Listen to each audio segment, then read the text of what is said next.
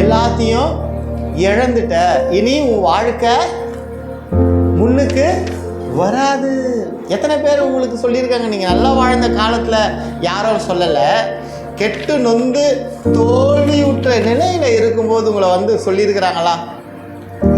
நிச்சயம் சொல்லியிருப்பாங்க. கைத்துக்க சொல்ல பிரியப்படலை. அப்போது நாம் என்ன பண்ணியிருப்போம்?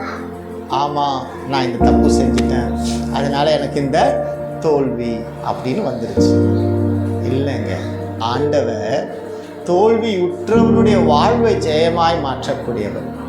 தோத்து போயிட்டேன்னு சொல்லி மரணத்துக்கு நேராய் ஒப்பு கொடுத்தவனை மரணத்திலிருந்து மீட்டெடுத்து அவனுக்கு ஒரு வாழ்வை தருகிறவர் தான் இயேசு கிறிஸ்து. அப்போ இன்றைக்கி இருக்கிற நிலையை பார்த்து ஐயோ என் வாழ்க்கை இப்படி போகுதேன்னு சொல்லி கலங்கி நிற்காதீங்க. உங்கள் பின்னாலுடைய வாழ்க்கையை உங்களுக்கு தெரியாது, ஆனால் இயேசு சுவாமிக்கு தெரியும்.